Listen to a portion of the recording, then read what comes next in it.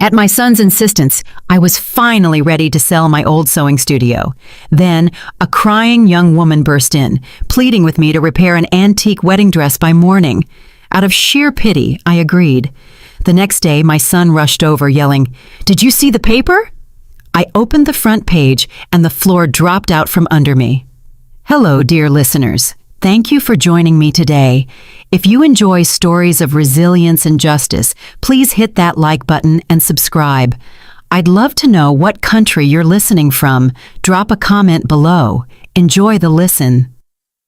The steady hum of my old Singer featherweight sewing machine had been the soundtrack of my life. It had been with me longer than my husband, longer than my son's childhood, longer than the hope that my own life would turn out differently. Here, in my small workshop, tucked away in a quiet corner of downtown Charleston, time flowed at its own pace. Dust motes danced in the slanted rays of the evening sun, settling on bolts of fabric that no one would ever buy now. The air was thick with the faintly bitter smell of machine oil, dry wood from old spools, and the subtle fragrance of decades past. It had been years since I'd taken on a serious commission. Just small jobs for the neighbors, hemming a pair of slacks, replacing a zipper, patching a kid's jacket. The work didn't pay much, but it gave structure to my days, saving me from the silence of my empty condo. Each stitch was a small anchor, keeping me tethered to the present. I sat hunched over the machine, and the straight line running from beneath the needle seemed like the only ordered thing left in my world. The small bell above the door jingled sharply, a jarring sound that shattered the sleepy quiet. I looked up.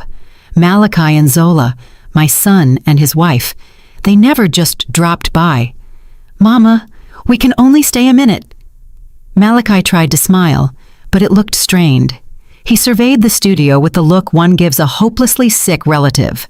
Zola, his wife, didn't bother to hide her opinion. Her sharp gaze swept over the mannequins frozen in 70s poses and my sketches pinned to the corkboard and long since yellowed. "Theodora, how long can you sit in this glorified dust collector? This isn't living, it's just surviving." Her voice, always perfectly modulated, was especially cutting today. "Malachi and I worry about you." I stopped the machine silently. The humming died, and the ensuing silence was deafening. "It's not a dust collector, Zola. It's my studio," I said quietly, not to argue, but simply to state a fact. "Mama, listen," Malachi interjected, stepping closer. He placed a glossy folder of documents on my cutting table. "The buyer is offering a great price. You can finally rest, maybe take a trip down to Miami.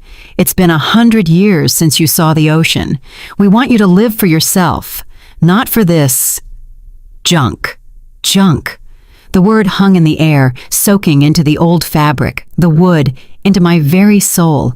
My entire life, all the sleepless nights, all the dresses sewn for other people's celebrations, all my own failed dreams sketched in these albums, was, to them, just junk. I looked at my son. Once I'd seen admiration in his eyes for my work. Now there was only pity and a shameful impatience.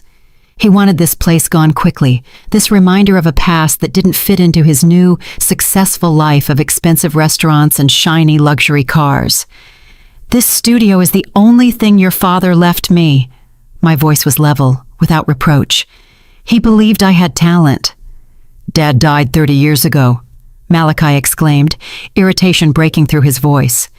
"And talent won't pay your electric bill. Mama, this is just business. An unprofitable asset. You have to understand." Zola stepped forward and opened the folder. The contract was neatly typed, a law firm's seal. She pointed to a figure at the bottom of the page. "Think about it, Theodora. You can live comfortably off this for the rest of your days, instead of breathing in mothballs here and waiting for a random client with ripped pants." She was right, of course. From the perspective of logic and common sense, her argument was flawless. I was tired. So tired of fighting. Not against them, but against life itself, which, with every passing year, left less room for what I loved. Maybe they truly did wish me well. It's just that their idea of well was different. It was measured in square footage and bank accounts, not in yards of rare silk or the perfect line of a dart. I ran my fingertips over the cool surface of the cutting table. How much fabric had it seen? How many tears of joy and disappointment? It was my silent witness, my only partner. Selling it would be like cutting off a part of myself, but I had no strength left to argue. I looked up at them, and they must have seen what they'd been waiting for. Capitulation. Fine, I sighed. I'll look over your contract. Malachi beamed. He hugged me quickly, almost formally. That's my smart mama. I knew you'd make the right decision. Zola smiled reservedly, closing the folder. Victory. She always got her way. They left, and the roar of their expensive car lingered in my ears. I was alone in the deepening twilight. The studio suddenly seemed foreign and cold. Their words had done their damage. I saw it through their eyes. An old, neglected space, full of useless things. A financial burden, a grave for failed ambition. I slowly stood, feeling the ache in my back. It was time to close up. I reached for the light switch when the bell above the door jangled again, this time frantically, as if struck. Standing on the threshold was a young woman, barely out of her teens, with disheveled hair and eyes red from crying. In her hands, she clutched a bundle of white fabric. "Excuse me, are you closed? Please, I beg you, help me." Her voice was ragged. She stepped inside, and the dim light fell upon what she held. It was a gown, a wedding gown of heavy, pearlescent silk that seemed to glow from within, and it was ruined. A huge, ugly hole yawned on the side of the skirt. The fabric wasn't just torn, it looked savagely ripped, leaving ragged, fraying edges. "What happened?" I asked, moving closer. I don't know. I snagged it on something," the girl sobbed. "I need it fixed by morning. Please, I'm begging you. This is life or death." I looked at the dress. It was incredible. Complex tailoring, exquisite draping, pure lines. They didn't make things like this anymore. It was a master's work, and the wound on it was sacrilege. "By morning, dear. That's impossible. This isn't just a seam coming undone. This requires intricate restoration, grafting the fabric." "I'll pay. Tell me how much." She looked at me with such hope, such desperation, that my heart clenched. "It's for a university exhibition, an HBCU design showcase. If I don't show it tomorrow, it's all over, my entire year's work." Her passion, her panic, something stirred within me. It was like an echo from the distant past. An echo of those times when I, too, would stay up all night for the sake of a perfect stitch, when a project felt more important than food or sleep. When I still believed I was creating beauty, not junk. I looked into her tear-filled eyes and saw reflected there a version of myself I had almost forgotten. Pity. Yes, it was pity. But not only for her. It was pity for this magnificent dress, wounded and violated, and maybe a little for myself. I sighed, feeling the exhaustion that had weighed on me since Malachi left slowly recede, replaced by something else, long forgotten. "All right," I said, "leave it with me." The girl, whose name I learned was Amara Johnson, nearly burst into tears again, but this time from relief. She hastily recited her phone number, left some cash I didn't even bother to count, and showering me with thanks, ran out the door. I locked up after her, turning the old key twice. Silence returned, but it was different now, not empty and oppressive, but filled with anticipation. I approached the large cutting table and carefully laid out the wounded treasure. I turned on the bright work lamp. Its light snatched the pearlescent sheen of the silk, the complex interplay of folds, from the gloom. I bent over the tear, and the world narrowed down to this patch of mutilated fabric. A subtle, barely perceptible scent hit my nose. Not perfume, but the essence of the material itself, expensive, old, with a history. And in that moment, looking at this work of art, I felt something I hadn't felt in years. Not just interest, not professional excitement. It was a spark a spark of pure, unadulterated purpose. It was as if someone had walked into the dark, abandoned room of my soul and flipped a switch. I realized that tonight, I wouldn't just be fixing an old thing, I would be fighting for something important. I retrieved my old working case from the small supply room, not the one with spools for everyday needs, but another, lined with worn velvet, where I kept the tools for real work, the kind I hadn't done in years. The finest needles of tempered steel, ivory thimbles, tiny scissors with surgical sharp tips. Everything lay in its niche, waiting for its hour. I touched the dress's fabric. My fingers, without asking my head, remembered the feel. It was it. That heritage silk, heavy and flowing, with that matte luster that can't be counterfeited. They stopped producing it back in the late 80s. It was alive, capricious. One wrong move and the thread would run, leaving an ugly scar. But if you knew how to approach it, it would fall into a fold with the obedience of water. My muscles, my body, remembered this better than my mind. My back straightened on its own. My breathing deepened, evening out. First, I had to reinforce the edges of the tear to stop the destruction. I took the finest silk organza, almost invisible, and began to slide it beneath the ragged edges from the underside. The work was slow, almost meditative. Stitch by stitch, millimeter by millimeter. I thought of neither my son, nor Zola, nor selling the studio. All that was gone, dissolved, irrelevant. There was only me, the lamplight, and this wounded beauty on my table. I needed a donor patch to cover the hole itself. I went to the old oak armoire, which Malachi called the casket of light. Deep inside, in a cardboard box, lay my treasures. Scraps of fabric I had collected all my life. A piece of velvet from an opera star's gown, a swatch of brocade from a theater costume, remnants I'd bought with my last few dollars, simply because I couldn't pass up such beauty. And there, at the very bottom, wrapped in tissue paper, it lay. A small piece of that same pearlescent heritage silk. I had kept it for 40 years. I hadn't dared to use it, even for a blouse for myself. I was waiting for a special occasion. It seemed it had arrived.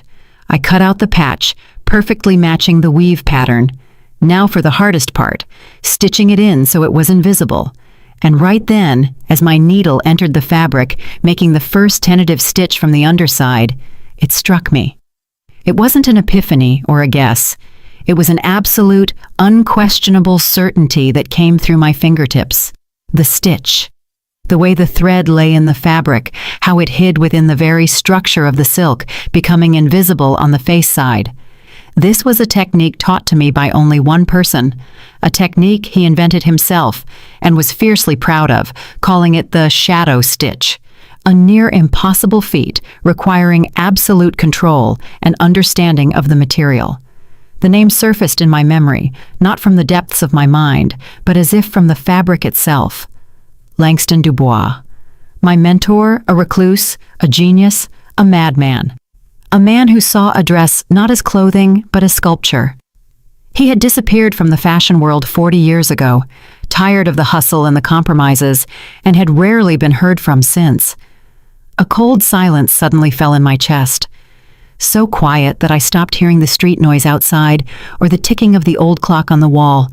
All the fatigue that had pressed down on me for hours, days, years evaporated. Its place was taken by an icy, crystal-clear focus. This was no student project. No student in the world could even copy this work, and they certainly wouldn't have access to this material. Before me lay a lost masterpiece, and the girl was just a pawn. To damage such a thing accidentally by snagging it on something was virtually impossible. This tear was intentional, barbaric. A single thought, sharp as a needle, pierced all the others. They think my only purpose is patching holes. They've grown used to seeing me as nothing more than an old woman mending other people's things for pennies. They forgot what I'm truly capable of, that I can not only repair, but also demand what is rightfully mine. This dress was not just an object. It was part of my history, part of the life they had so persistently urged me to abandon. The work stopped. My plan of action changed. This was no longer just restoration. It was preparation for battle. I pulled out my old smartphone from a drawer. The screen cracked last year, but the camera still worked. I turned the lamp brighter. First, a general shot, the dress in all its tragic beauty. Then, close up, very close up, the tear itself. Every fraying edge, every pulled thread. I took dozens of pictures from different angles documenting the scale of the disaster before my intervention. This was my first card. Then I put the phone aside and returned to work, but with a different goal. I had to find the main evidence. I knew it had to be there. Langston was not only a genius, but a paranoid. He didn't trust labels that could be cut off. Into his most personal, most beloved creations, the ones he made not for commission, but for the soul, he sewed a special mark, a secret signature. I carefully folded back the lining on the bodice, where the silk was especially dense. My fingers moved slowly, millimeter by millimeter, along the inner seam. I remembered that day in his studio. I was in my early 20s. He had just finished a gown for a famous actress, and before putting it in the garment bag, he showed me his secret. "Remember, Theo," he had said in his quiet, raspy voice, "an artist always signs their painting, even if no one else knows where to look for the signature." And there it was. I felt it before I saw it, a tiny, almost imperceptible thickening beneath the thin lining fabric. I took my tweezers and slightly separated the stitches. There it was, a single silver thread woven into the seam, fine as a spider web, almost invisible against the light fabric, but it was there. His mark, his signature, known only to him and me. My heart began to beat evenly and powerfully. I took the phone again, bringing the lamp as close as possible. It took a long time to focus on such a tiny detail. Finally, it worked. The shutter click sounded like a gunshot in the silent studio. I took a few more shots, making sure the silver gleam of the thread was clearly visible. Now I could finish. I worked until dawn. My body didn't feel tired. It was like returning home after a long, painful exile. Every stitch of the shadow stitch was perfect. The donor patch settled into place as if it had always belonged there. I treated the edges, restored the draping. When the final knot was tied and hidden, I leaned back in the chair. Perfection lay on the table, whole, undamaged. The wound was gone, as if it had never existed. Sunlight, breaking through the dusty window, touched the silk, and it came alive, shimmering with pearlescent iridescence. I looked at it and understood. Tonight, I hadn't just fixed a dress. I had fixed something inside myself, something broken and long abandoned. I had reclaimed something greater than just professional pride. I had reclaimed myself, and now I was ready. I carefully hung the dress on the old mannequin, zipped it into a large cotton bag so the morning sun wouldn't touch the delicate fabric. A night without sleep brought no fatigue.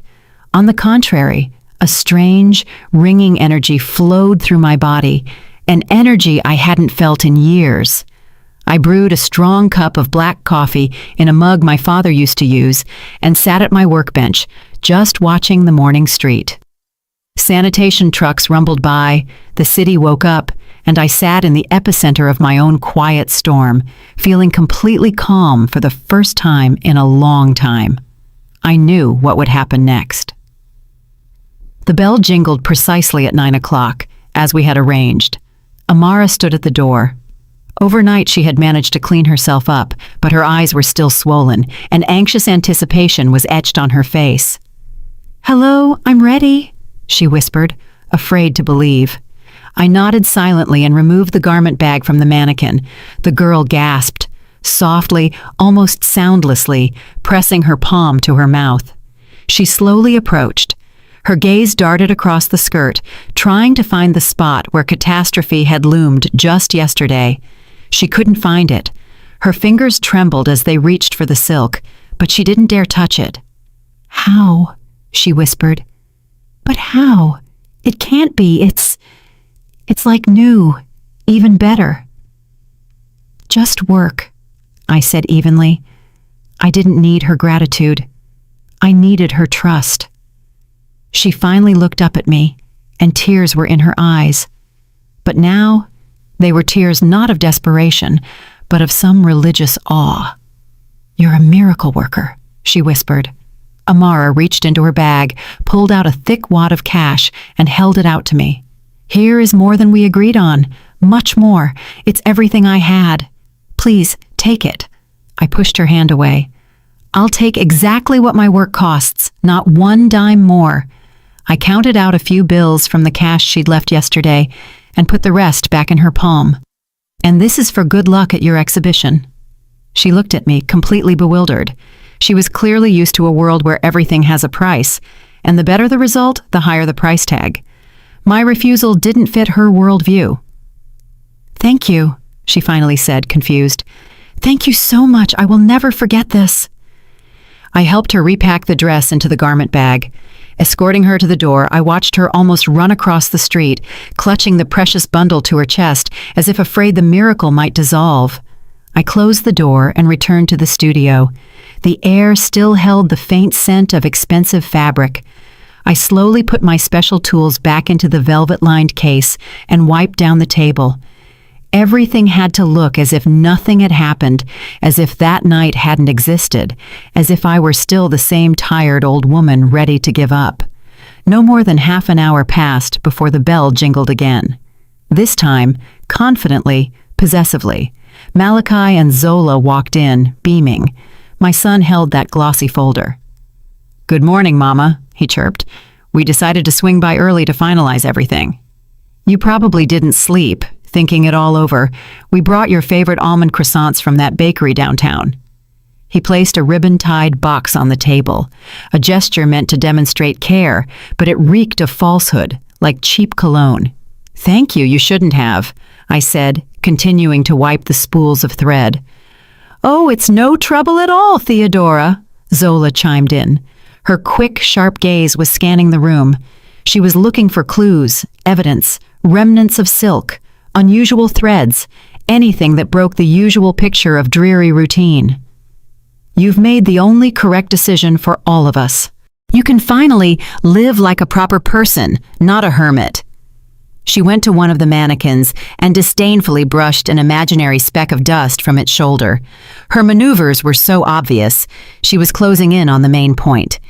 "I hope you had a quiet night," she asked, turning around. Her smile was as sweet as poison. I shrugged. "Same as usual." And that's when she delivered the blow she believed was perfectly disguised. She walked up to my workbench, picked up a random spool of gray thread, and twirled it, feigning idle curiosity. "Nothing interesting happened while we were finalizing the documents?" she asked so casually that her pretense became almost tangible. "Maybe someone came in with an unusual order? Did you run into any interesting old rags?" She emphasized the word rags subtly. She was testing me, probing. I stopped wiping the dust. I slowly put the rag on the table and raised my eyes to hers. I stared directly into her pupils, holding the gaze, letting the pause stretch just a fraction of a second longer than was polite. I saw a flicker of apprehension flash and die deep in her eyes. "No," I replied calmly, slightly tired. "Nothing like that. Just the usual routine." I paused briefly before adding the detail that should finally reassure them. "A student came by last night, asked me to fix a dress for some university showcase. A rip in the skirt. Simple work." That was it, what they wanted to hear. I saw the tension leave their bodies. Malachi's shoulders, which had been tight, sagged. Zola exhaled almost silently. Her sickeningly sweet smile briefly became genuine. The smile of a predator convinced its prey suspects nothing. They exchanged a fleeting glance, the look of triumphant winners. They were sure the old woman had swallowed the bait, fixed a priceless item for pennies, mistaking it for a student fake. And now she could be permanently written off. Their arrogance was my greatest ally. They couldn't even entertain the thought that I was capable of understanding or deciding anything. In their world, I was just a bothersome relic of the past, to be neatly disposed of. Well, thank goodness for that. Malachi smiled again, his wide, boyish smile that no longer moved me. Less trouble. Here, Mama, let's sign the papers and get this over with. He placed the folder in front of me, opened it to the last page where the place for my signature was marked with a check mark. He held out an expensive gold-nibbed pen. I looked at the pen, at the contract, then at their beaming, expectant faces. I didn't take the pen. I simply closed the folder and slid it next to the box of croissants. I'll read it later, I said softly. Not right now. I need to finish tidying up. A moment of bewilderment crossed their faces, but only for a second. They naturally attributed it to my old age slowness, my reluctance to part with habit. They didn't see a decision in my words. They only saw a postponement of their inevitable victory. Of course, Mama, whatever you say. Malachi quickly agreed, so as not to spook their luck. You rest up. We'll call you this evening. They left, leaving behind the smell of expensive perfume and a sense of total victory. I heard their laughter fade at the end of the street.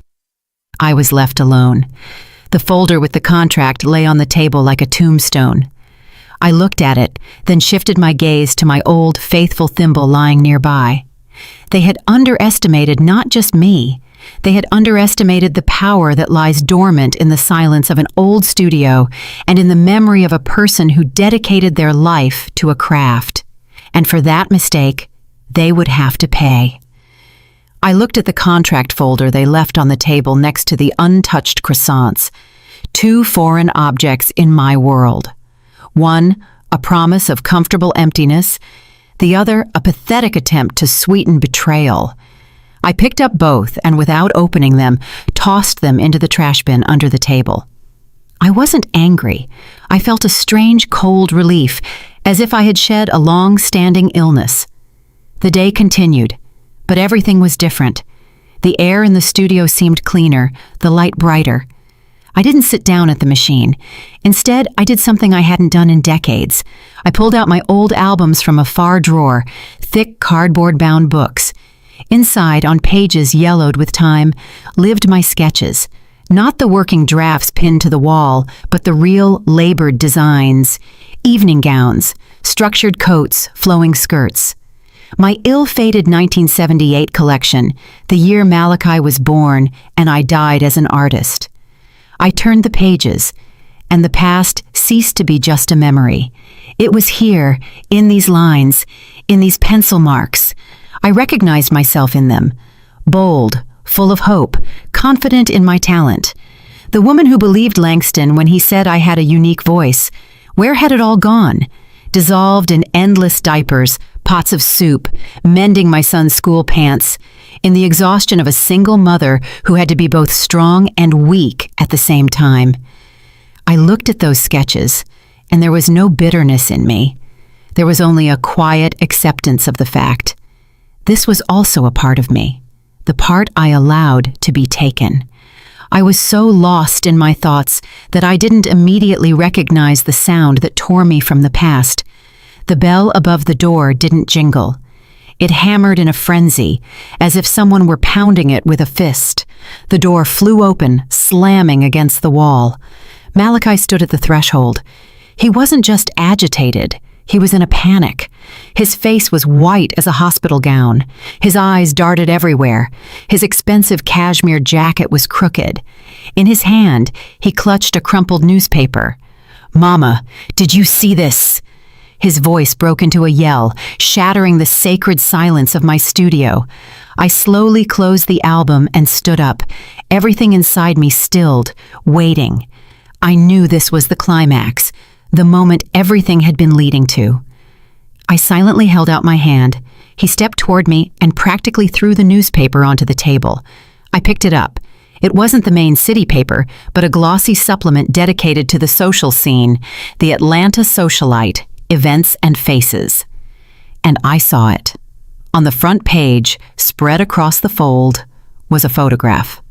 A woman, a local actress or TV host, I didn't keep up with them, stood against a backdrop of columns in a luxurious ballroom. She was smiling at the camera, and the spotlight played off the fabric of her dress. The dress, that very dress, It fit her perfectly. Every seam, every fold was in place. It was alive, breathing. It was the main star of that celebration of vanity. My night's work shone under the camera flashes. I looked up at the headline, printed in huge letters. Winter Bride, Langston, Dubois's lost masterpiece, unearthed by philanthropist Zola Dubois for charity auction. Zola Dubois, my daughter-in-law. The floor didn't drop out from under me. No, it just disappeared, and I hung suspended in a cold, airless void. All sounds ceased. I could only hear the pounding of blood in my ears. I lowered my gaze and skimmed the first lines of the article. The words, set in fine print, stabbed into my brain like hot needles. A true sensation in the city's cultural life, a priceless find. Zola Dubois, known for her charitable endeavors, has made a discovery that will go down in fashion history. And then, the paragraph that was meant for me personally, a blow aimed straight at the heart. As Ms. Dubois herself described it, the unique gown was discovered quite by chance in a dusty old shop on the outskirts of town, where it had been stored for decades, unrecognized and unappreciated. It felt like a miracle, Zola shares. I immediately knew I had something special. Experts have already confirmed the authenticity of the work by the great couturier Langston Dubois. Preliminary forecasts suggest the lot could fetch several $1,000,000 at the upcoming charity auction. A dusty old shop. So that was it. The entire picture. The mosaic pieces, which had been scattered haphazardly, clicked together into a single, ugly canvas. The pressure to sell the studio, their feigned concern, the sudden appearance of the frightened student with a masterpiece in her hands, their morning visit and that casual question about old rags, their huge, undisguised relief when I said it was a simple repair. Everything became sickeningly, disgustingly clear. They knew everything from the beginning. They knew the dress was here. Maybe it had been hidden somewhere in old trunks left by previous owners, or Malachi's father had bought it once and forgotten to mention it. It didn't matter. What mattered was that they found it, but it was damaged, and to turn it into a sensation and millions of dollars, they needed a restorer. Not just a good restorer, but a world-class master who could perform a miracle. And yet one who wouldn't understand a thing, wouldn't ask extra questions, and would do everything quietly, anonymously. And they had such a master right under their noses, an aging mother whose skills they despised and considered a hobby. They didn't just need the treasure, they needed my skill to clean up that treasure before displaying it. They used me, my life, my memory, my connection to Langston, my love for the craft. All of it they used as an anonymous tool for their dirty scheme. They forced me to restore my own past so they could sell it. I slowly, very slowly, folded the newspaper. My fingers did not tremble. I looked at my son. He was still standing before me, his face contorted with fear. But he wasn't afraid for me. He was afraid their plan would collapse. "Did you see it?" he repeated, quieter now, with desperation. I looked him straight in the eyes, and in that moment, he must have seen something new in me, not the familiar, quiet, compliant mother. "Yes, Malachi," I said. My voice sounded unfamiliar, level and firm, as if it didn't come from my throat, but from the very ground beneath me, which had suddenly returned, becoming harder than granite. "Now I see everything." Malachi stared at me, and the panic in his eyes turned into confusion. He expected anything, tears, reproaches, shouting, but not this icy, all-knowing composure. My silence frightened him more than any scandal. He opened his mouth to say something, perhaps to start offering some ridiculous excuse, but I preempted him. "Go home, Malachi," I said, and my voice didn't waver. I picked up the newspaper from the table, carefully folded it into quarters, and placed it on the shelf next to old-fashioned magazines, as if it were an ordinary news item that had nothing to do with me. "Go to your wife. You two clearly have something to discuss." My action was the final straw. He understood the conversation was over. that the wall that grew between us in that second was higher and stronger than the wall of this old studio. He turned and, without saying a word, practically ran out the door, leaving it ajar. I heard his steps fade in the street. I walked over and closed the door, turning the key in the lock. Then one more turn. I was alone. The pain came later, when the adrenaline subsided. It wasn't sharp, but a dull, aching throb, like an old wound opening up in bad weather. This wasn't just betrayal, it was something far worse. They didn't just want to take my studio, that island of my past.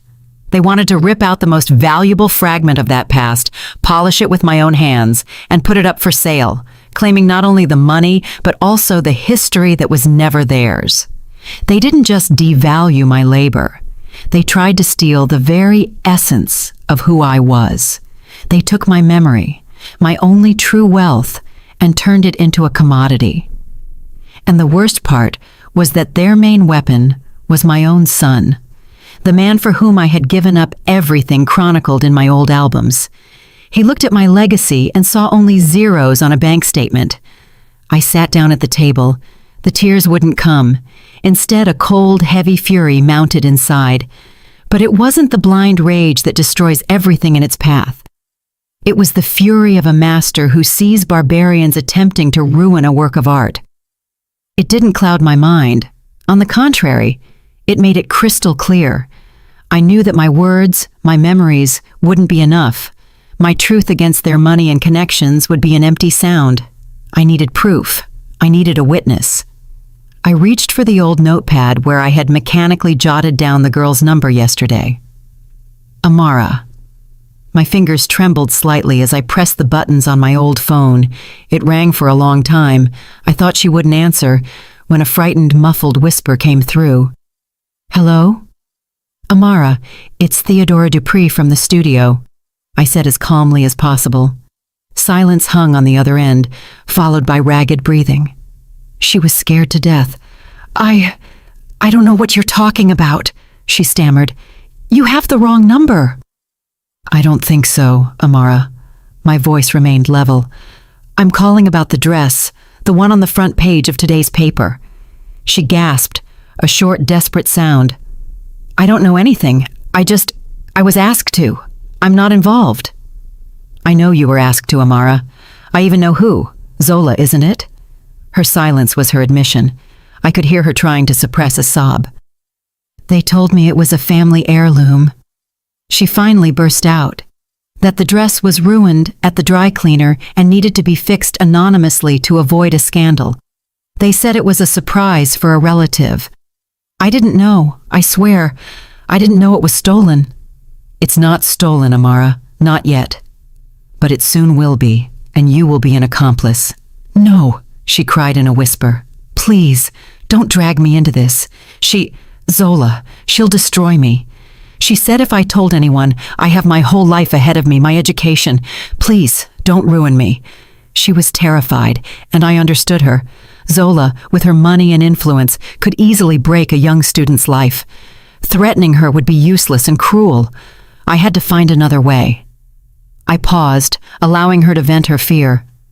Amara, listen to me, I said quietly, but so that every word reached her. I'm not going to ruin you, and I won't threaten you. I want to ask you one question. You want to be a designer, right? She mumbled something unintelligible in response. You saw that dress. You held it in your hands. You understand that it's not just an object, it's a work of art. It was created by a genius. It has a history, a name, a soul. I paused, choosing my words carefully. Now, they are trying to gut that soul. They want to steal that history and rewrite it. The man who created it, my mentor Langston Dubois, poured his life into his work. He despised lies and vanity, and now his name, his creation, is being used in the dirtiest lie for money and fame.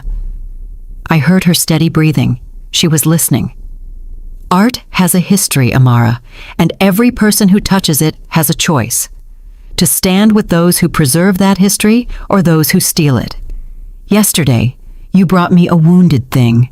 Today, you can help save its legacy. Who do you want to be, Amara? A designer who starts her career by being complicit in fraud, or a person who did the right thing even when it was terrifying. The silence lasted an eternity. I didn't pressure her. I gave her time to make her choice. This was her fight, her decision. What do I need to do?" she finally whispered. Her voice was trembling, but the hysteria was gone. There was only resolve. "Did Zola give you instructions by phone, or did she write messages?" "Yes," she answered. "SMS messages. I saved everything. What to bring, what to say, when to pick it up." "Forward them to me, Amara. Everything you have. That will be enough." "But she'll find out." "She will find out eventually anyway," I cut in. "The only question is, which side of the barricade will you be on when everything is exposed? With me or with her?" Another long pause, and then I heard a quiet, distinct ping. My old phone vibrated in my hand, then another, and another. "I sent them," Amara said. There was panic in her voice and some kind of bitter relief. "Everything I had." "Thank you, Amara," I said sincerely. "You made the right choice." I ended the call and opened the messages. There they were, in black and white, cold, businesslike instructions from Zola. "Tell her it's for a university showcase. Make up a story about how you ripped it. The main thing is that she doesn't suspect anything. She's just an old seamstress." Just an old seamstress. I put the phone down on the table. There was no more pain or fear inside me, only a cold, ringing emptiness, ready to be filled with action. I had everything I needed: witness testimony, photographs of the dress damaged and after restoration, and the main ace, the picture of the silver thread, the master's secret signature. The game was no longer even. Now I held all the cards and I was ready to make my move. I didn't wait for the evening. I knew they would come. Panic is a bad advisor. It always pushes people to thoughtless, hasty actions. I just sat at my workbench, sorting through old spools of thread, and waited. The studio was quiet, but the silence was electric, like the air before a storm. Every creak of the floorboards outside, every distant car horn, made me alert. They arrived an hour later. I heard their car brake sharply by the gate. Doors slammed almost simultaneously. Their footsteps across the street were fast and nervous. The bell above the door struck, as if they wanted to tear it off its hinges. They burst inside. Malachi was still pale, but now his panic was mixed with anger, the anger of a weak man backed into a corner. Zola, conversely, held her composure. Her face was like an expensive porcelain mask, but a cold fire burned in her eyes. She was the one in charge here. She hadn't come to ask. She'd come to demand. "What was that this morning?" she began without preamble. Her voice was shrill with restrained fury. "What kind of stunt was that, Theodora? Malachi says you were acting strange." I slowly raised my eyes to them. I didn't answer her question. I looked at my son, who was avoiding my gaze, studying his flawlessly clean shoes. "The auction house called," Zola continued, pacing the studio like a caged tiger. "Some idiotic journalist dug up that the dress was damaged, and now the experts are interested in who performed such a brilliant, anonymous restoration. You understand, this complicates our story, creates unnecessary questions." She stopped right in front of me, pressing her palms onto my table. She loomed over me, trying to crush me with her energy, her aggression. "So listen to me carefully. You will pick up that pen now. You will sign that damn contract that Malachi foolishly left here, and you will forget everything that happened. The student, the dress, everything.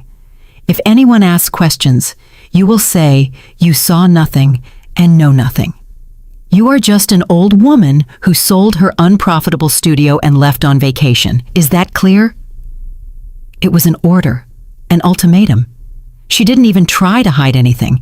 She was simply stating my role in her world, the role of a silent, obedient function that could be unplugged when no longer needed. I looked at her perfect manicure, at the cold gleam of the diamonds in her ears.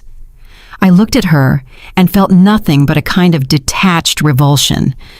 The woman who stood before me was not the one who had come here yesterday or this morning. Yesterday's woman was weak, tired, ready to surrender. Today's was someone else, someone they didn't know and couldn't imagine. I ignored her words in the contract folder. My gaze drifted to the shelves of fabric.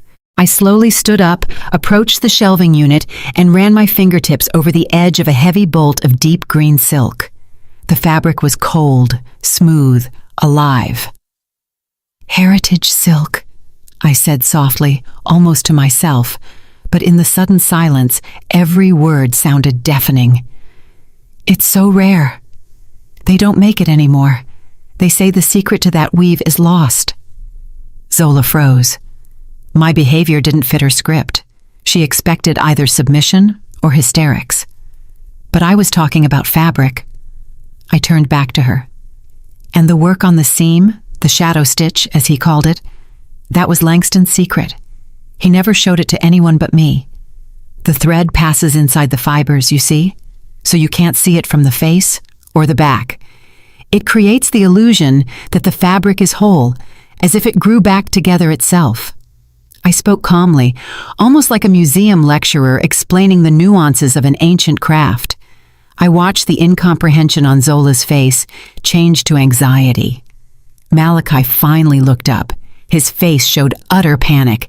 He was starting to understand something. I let the silence hang in the air for a few seconds, allowing it to fill with their fear. Then I returned to the table, picked up my old worn phone, and placed it on the wooden surface, screen up. With a slight movement of my finger, I opened the gallery and zoomed in on the last photo.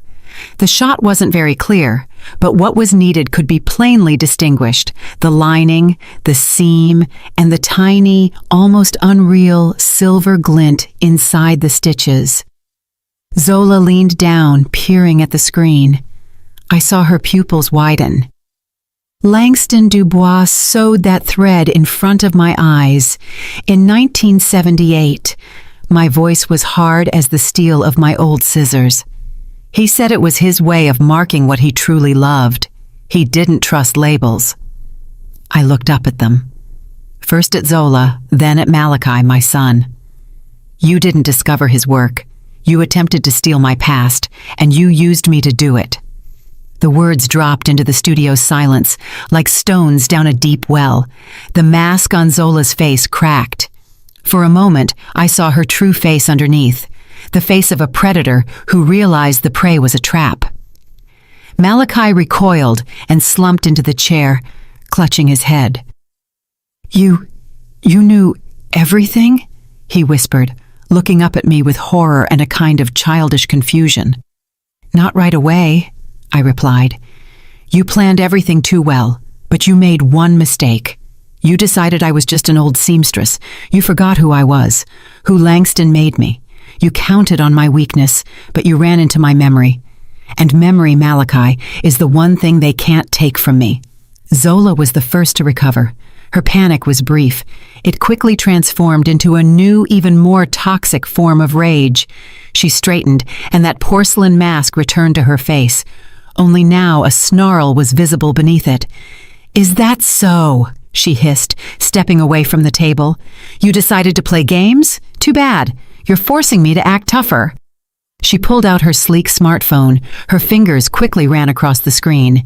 Malachi looked at her with fear. "Zola, don't," he started, but she cut him off with an icy glare. "Shut up. You've done enough," she snapped, not looking at him, and raised the phone to her ear. I watched silently. I knew what she was going to do. She would try to destroy me, frame me as crazy, tarnish my name before I could say a word. It was her style, a preemptive strike. "Dr. Vance, hello?" Her voice instantly became smooth and concerned. "It's Zola Dubois. I'm sorry to bother you at a time like this. Yes, about the Dubois dress. I have a delicate family problem." She was speaking to Dr. Elias Vance, the head of the Langston Dubois Legacy Foundation, a man who commanded absolute authority on everything concerning my mentor's work. "You see, my mother-in-law, Theodora, she's an elderly woman.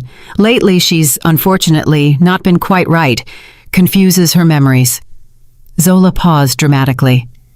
She was acquainted with Langston Dubois in her distant youth. And now, with all the commotion about the dress, she started having, let's just say, fantasies. She claims it's her achievement, that she found the dress. She's even trying to claim authorship of the restoration. It's very sad. My husband and I are deeply concerned about her condition. She lied expertly, with perfect pauses, with the right touch of sorrow in her voice. She was painting a picture of a senile old woman who had fallen into dementia and was trying to steal a minute of fame from her successful daughter-in-law. It was a powerful move, a gut punch. She was making me not just a liar, but a pathetic, incompetent woman whose words couldn't be trusted. Yes, of course, she continued. I just wanted to warn you, in case she tries to contact you, so you're prepared. We're already arranging her treatment. Thank you for understanding, Dr. Vance. Goodbye. She ended the call and placed the phone on the table with a triumphant look. That's it, she said with an icy smile. Checkmate, Theodora. Any word you say now will be dismissed as the rambling of a lunatic. And now, be a good girl and sign the documents. We want to end this circus. She was talking, and I was looking at my old phone, which had been lying quietly on the table all this time. And while she was performing her act, it had vibrated silently. Once. It was a delivery notification. I didn't answer her.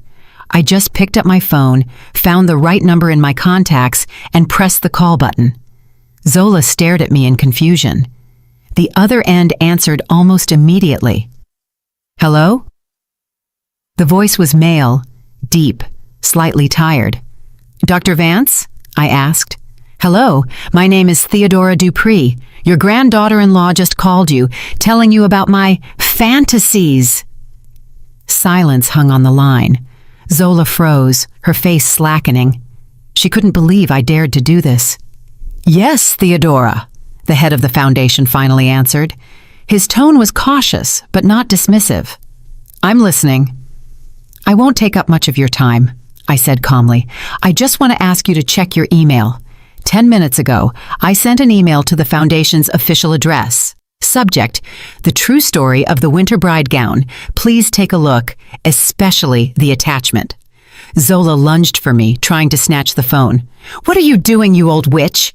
But I stepped back, continuing to speak into the phone. You'll find several photographs there, Dr. Vance. Photographs of the dress with a savage rip in the skirt. They were taken the night before last in my studio. And also photos of the flawlessly restored dress taken yesterday morning, also in my studio. I heard keyboard clicks on the other end of the line. You will also find correspondence between my daughter-in-law and a girl named Amara Johnson, a Fashion Institute student. From this correspondence, it is absolutely clear that the girl was hired to play the role of a desperate student and bring the dress to me for an anonymous repair. Ms. Dubois, in her messages, refers to me simply as an old seamstress who wouldn't suspect anything. Zola's face turned ashen. She knew this was not a bluff.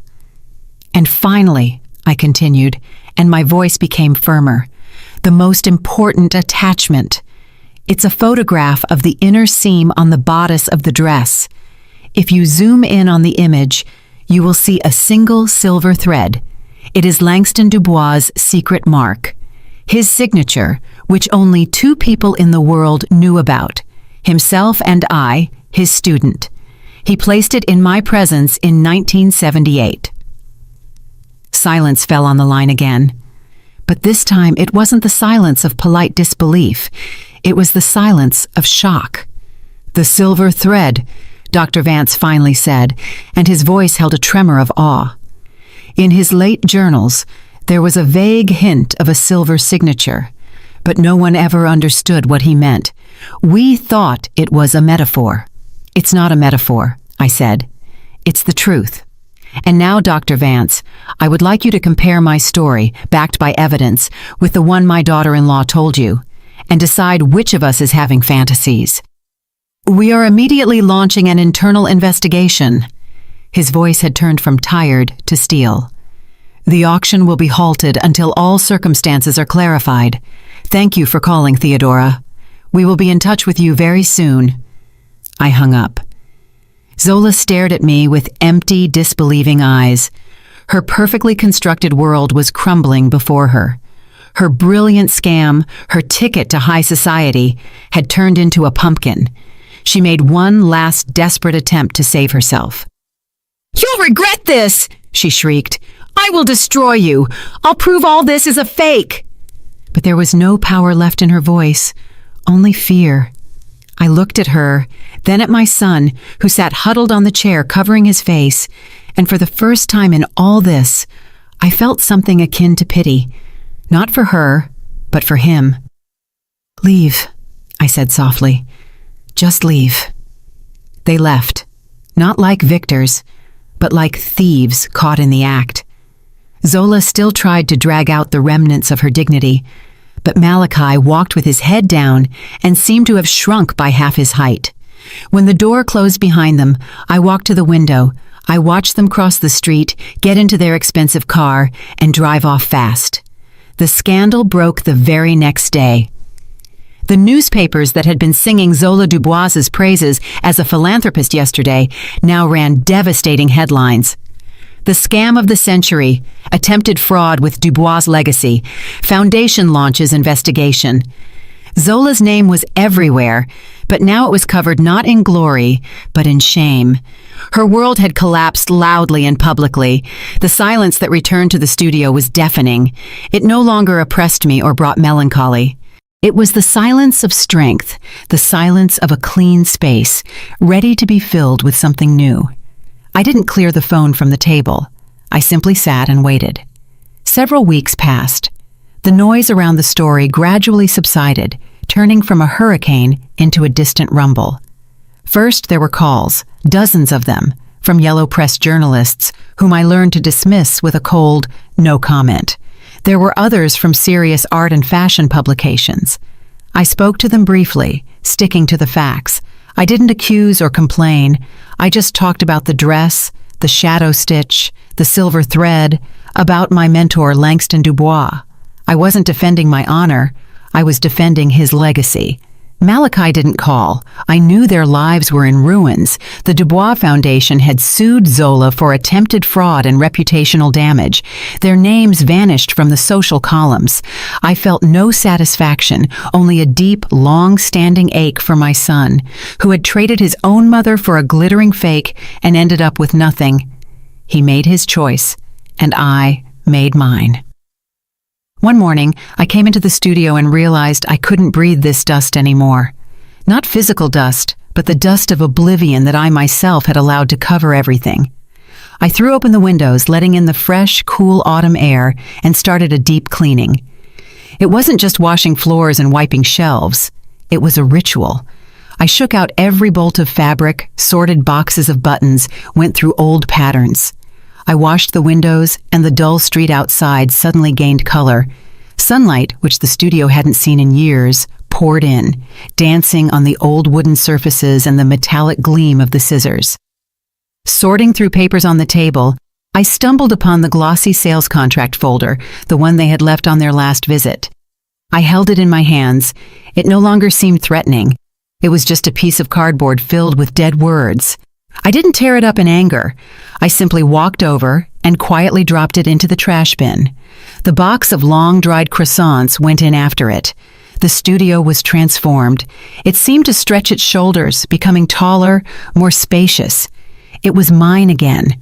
Not a storage unit for the past, but a workspace.